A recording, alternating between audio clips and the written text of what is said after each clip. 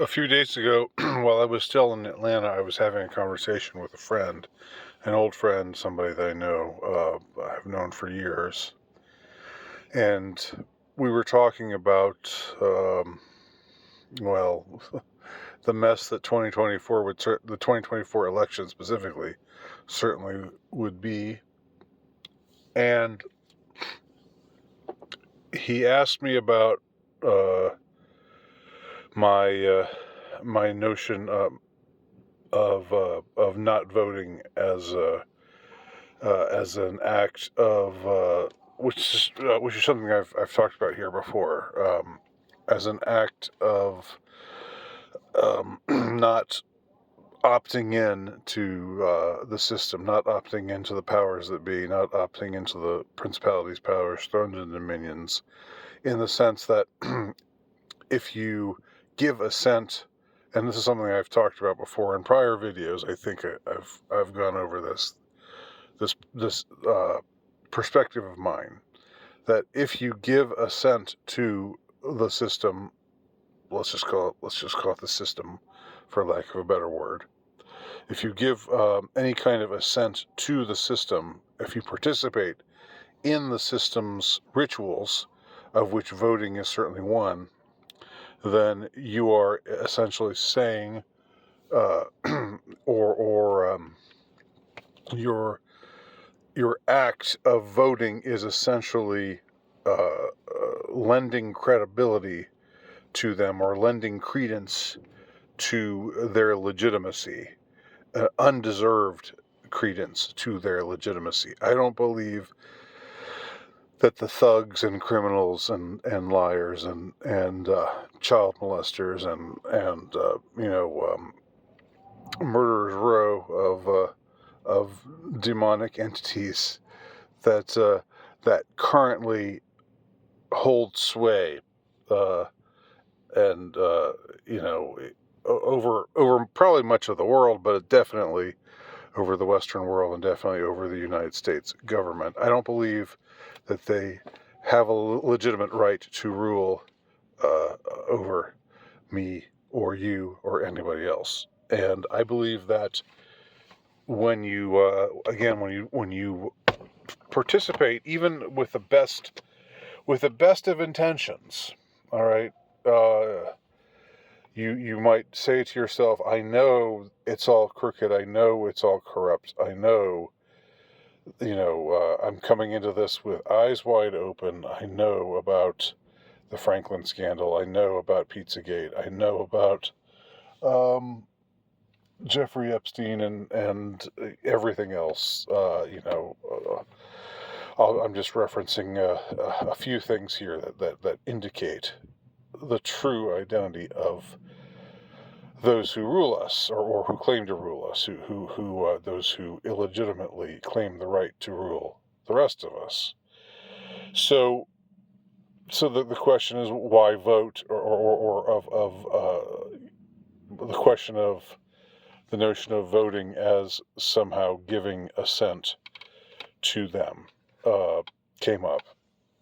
And I thought of a metaphor that I hadn't thought of before, and I think I'll share it. I thought, well, this might be something to share with my legions of loyal listeners. So I shall. And the metaphor is this. So we all know that there are numerous situations of family life, instances of abuse. Okay, it could be physical abuse, it could be sexual abuse, but anyway, you have instances of abuse that's being committed by one of the two parents. Sometimes it's by the father, sometimes it's by the mother. Uh, but what I'm specifically referring to are instances of abuse in which only one of the two parents are directly abusing, directly involved in the abuse, and the other one isn't. Okay, so I'm not talking about situations in which both parents are abusive. But I'm talking about situations in which one of the parents is abusive and the other parent knows about the abuse, because how could he or she not know? And unless this other parent is just not in their child's life at all and has no idea what's going on with their child. If we're talking about I'm living in the same household, which I am. Again, I should make that clear. I'm talking about situations where they're living in the same household, not where they're separated and one is living in one place and the other's living in another place. You know, but an intact family living in the same household, and there's child abuse going on, and it's happening by one of the two parents, and the other parent knows that it's happening, hates that it's happening, um, and wishes it would stop happening, but at the same time, just uh, doesn't want to face up to what he or she knows. And so this other parent, the non-abusing parent, ignores it or wills it away, wishes it away, pretends that it's not happening, and tries to go about his or her daily business, and you know, just hopes that eventually it will stop on its own. Um, but basically doesn't want to hear about it, doesn't want to think about it, doesn't want to deal with it. Okay, and this is the case with many. Um, as I understand it, this is the case with many abusive households. Now, I think we can all agree that the in a situation like this, the non-abusing parent is culpable in the abuse. I don't think anyone would argue otherwise, um, because the other parent knows what's going on and is doing nothing to stop it. Um, so so there's the metaphor. Now, how does this metaphor connect to one's relationship with the system, specifically vis-a-vis the act of voting as a specific um, civic activity, let's say, what some people look at as a civic duty. Um, so here's how I think it works, metaphorically speaking. Um, I think what and I've said before that what a person must do, a person who is awake and aware of the things that are actually happening, and um, and knows the great evils that are being perpetrated by by those in power, um, the systemic evils that are being perpetrated. Uh, whether they be um, the things that the military-industrial complex does, or the kind of things that I referred to earlier. Casapia, in the Casapia situation, in where is that, Portugal, the Dutroux situation in Belgium, um, the Franklin scandal, the Presidio scandal, lots of other things that I could list off, but that I think that display ample evidence of abuse and sexual exploitation of children happening on high levels. And you can look up any of these things on your own and find out on your own what you think, and come up with your own conclusions. But to me, it's no there's no mystery about what's really actually going on. Okay, but that's just one prong of it all. I mean, it's just my conviction is um, the group that rules us is evil to the core, and the ones who rule us aren't the ones we elect, of course. But of course, so then the question becomes: how does this relate to electing? How does this relate to voting? And again, I've said before that each of us, has because they do these kinds of things. Uh, they have us participate in things, and they have us. I've talked before the example I gave of 9/11, of how it's not an airtight story at all. How you just look into it a little bit and you see that something's very wrong with the official story, and that could be said about the official story of so many other things, right? Um, and the reason why they don't make it airtight, even though they could, is because uh, the fact that it's not airtight, the fact that it's in fact risible, the fact that it's so riddled with impossibilities, makes it so that if you go along with it, if you have a brain, and it's one thing if you're mentally retarded or something, if or just otherwise, uh, otherwise you have no real reason to. I mean, you can be exempt from uh, complicity, or not complicity, but what's the word I was thinking of? Culpability was the word I was thinking of. So anyway, given that all that stuff, okay, so they do this stuff, and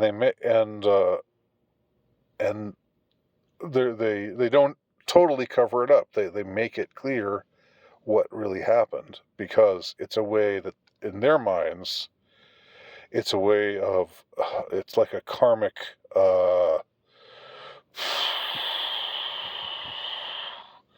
um what's the word? I guess the best way to put it is like a karmic green light. There, the people know, everybody knows, and they have to let people know. They have to. It's like part of how things work. Satan has to let you know that he's Satan. If Satan could completely fool you into thinking that he's God, then you wouldn't be culpable in any way. You would be correct, to follow him as if he were God, if he were really truly, again, if it was really truly airtight. But it's not, and it can't be, and that's how evil works, or seems to work in this world. Okay, so anyway, went into a bit more of a dissertation there than I meant to, but here's why I think voting is akin to the situation that I talked about earlier. Um, I think when you vote, what you're doing is metaphorically similar to what the non-abusing parent in an abusive household does when he or she does nothing to try to stop the abuse, um, does nothing to protect his or her own children, but just hopes that things will get better. Um, this is what voting. This is the. I hate the word cope. I hate it with a passion.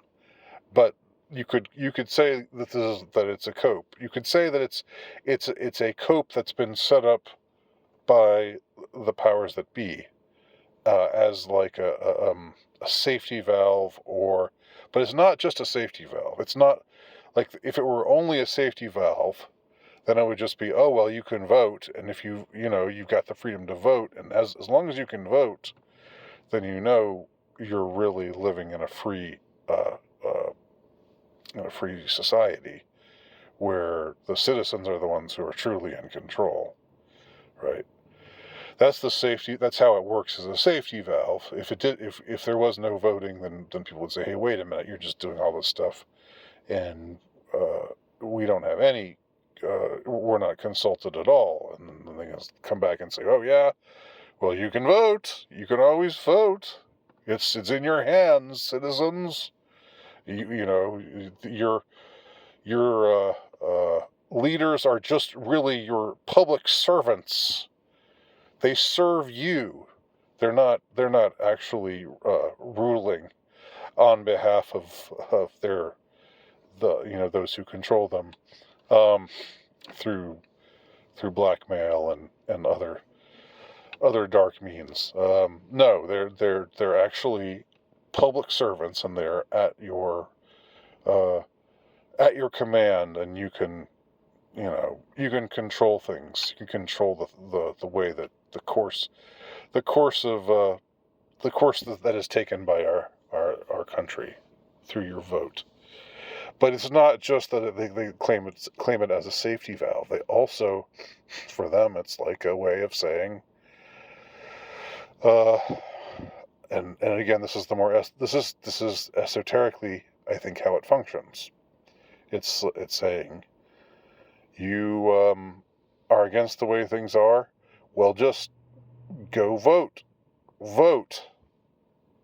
If you vote, then then what you think you're doing is trying to change the way things are. But what you're really doing is opting in to the very system that is perpetuating all kinds of evil. And what you're doing when you vote, even if you think you're voting, again, even if you go into it with eyes wide open, what you're actually doing is saying, you all have my permission. You get my permission. I give you my permission. I sign over my sovereignty to you, by participating in your little ritual, not little, in your big, enormous ritual of voting. And that's what's, again, I believe it's akin to just ignoring, or it has the same effect. It leaves the same kind of stain on your soul, or a similar kind of stain on your soul, that the non-abusing parent in an abusive household, the stain that's left on that person's soul, because that person again declines to take charge and do something that isn't dependent on just letting things go, and it's I know it's like it's a strange metaphor, because you think, well, voting is an act. You're taking an act. You're taking your own future into your hands when you vote. So it's an empowering act, right? That's how they lead you to believe. That's what they lead you to think that it is. But it's really an act of opting in to abuse on a massive scale.